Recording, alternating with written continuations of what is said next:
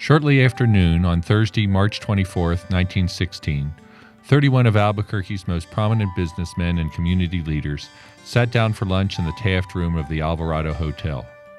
It was the historic first meeting of the Rotary Club of Albuquerque. Albuquerque became the 242nd club to become affiliated with the then 27,000-member International Association of Rotary Clubs. Dr. A.G. Shortle, director of an Albuquerque tuberculosis sanitarium, was the club's first president. Shortle was a visionary and firmly believed that such a prestigious organization should promote and direct community projects.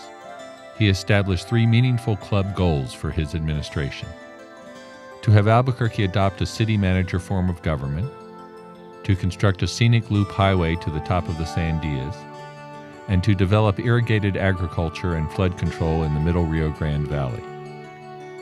He was rewarded when Albuquerque voters in 1917 abandoned the mayor-alderman system and adopted a commission-manager form of government with nonpartisan elections.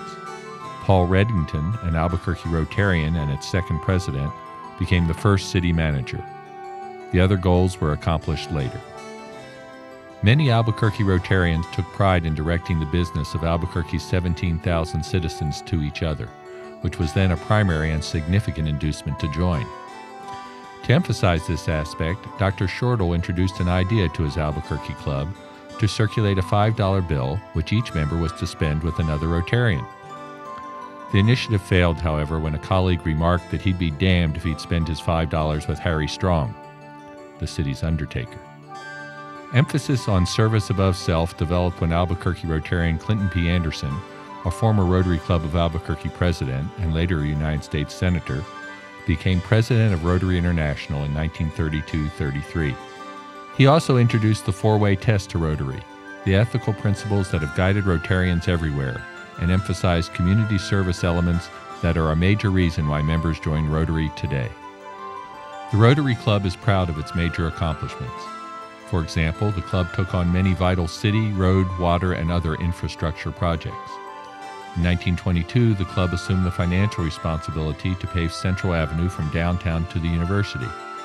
15 Rotarians, 20% of the club membership, each pledged $1,000, the equivalent of $11,800 today, to fund the project. In 1923, Rotary members were instrumental in getting the state legislature to pass the Conservancy Act, which authorized the Middle Rio Grande Conservancy District. Their primary goal was to prevent the periodic devastating floods in the city's downtown and valley areas and to create a viable irrigation system for farmers. Control of the Rio Grande by the Conservancy District assured Albuquerque of sustained growth.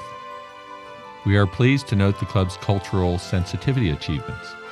In 1922, the club helped to restore the Santiago de Jemez Mission, a Spanish church dating from the 1600s in the Indian Pueblo ruin at Jemez Springs. And in 1922-23, the club presented a resolution to condemn Henry Ford and the Dearborn Independent for anti-Semitism, specifically for arousing division among our citizens. The resolution pledged to eradicate all racial prejudice. For 3 years, beginning in 1986, the club responded to Rotary International's urgent appeal to eradicate polio in third world countries by raising $50,000 in a club of 385 members. Our club members continued to embrace Rotary International objectives as Paul Harris Fellow $1,000 contributors. Since its inception, the club has always had a focus on helping children, with emphasis in its early years on boys. In 1921, it built a log cabin in the Sandia Mountains for use by the Boy Scouts. In 1937-38, the club also sponsored a Boy Scout troop for disabled youngsters. As early as the 1930s, there have been some controversial moments in Rotary regarding adding more clubs and opening membership to women. The Rotary Club of Albuquerque debated sponsoring a second club in Albuquerque. Many members argued vehemently that a single club, with its elite membership, was more prestigious and would be diluted by multiple clubs.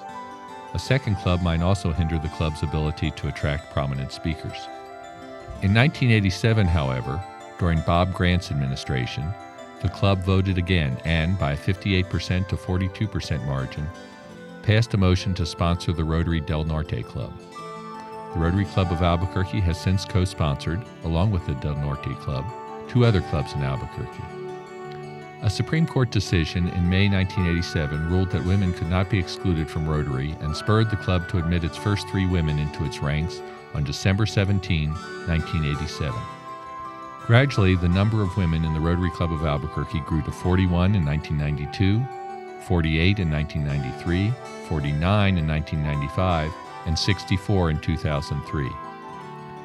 In 2006, Rotary Club of Albuquerque's 90th year, women represent almost 25% of club membership, with 3 women having recently served as club president. We are particularly proud of our club's cultural achievements. In 1932-33, in the depths of the Depression, the Rotary Club of Albuquerque financially supported the inception of the Albuquerque Civic Symphony, which later became the New Mexico Symphony Orchestra.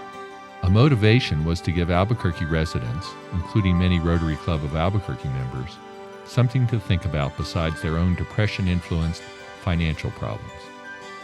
In 1985-86, then-President Jim Cox announced that the Rotary Club of Albuquerque would co-sponsor the grand opening of the Museum of Natural History with the Albuquerque Junior League.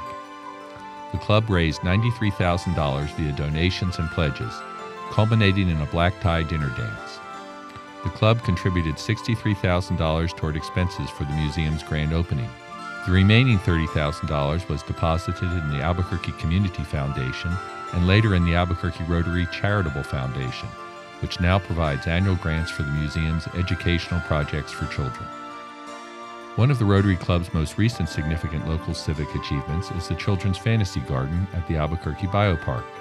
From 1998 through 2001, the club raised $210,000 through the sale of family bricks and other fundraisers.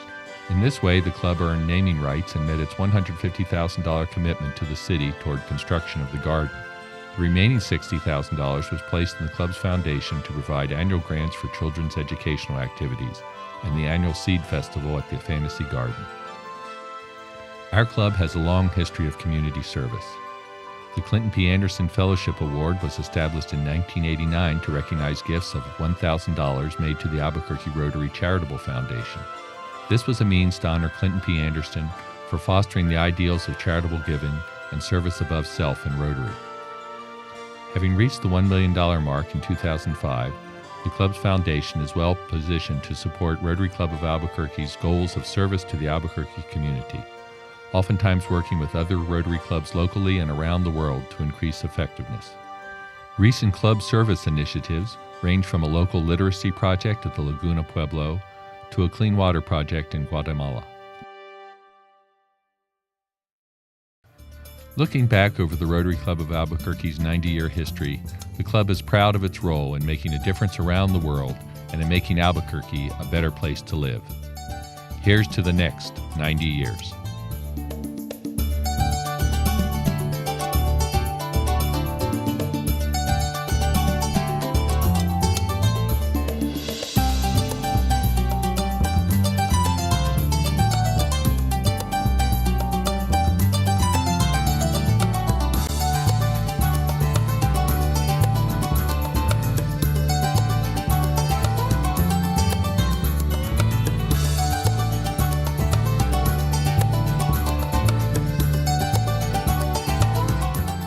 The unsanitized version on women in Rotary and other club tales, please see Ed Beaumont.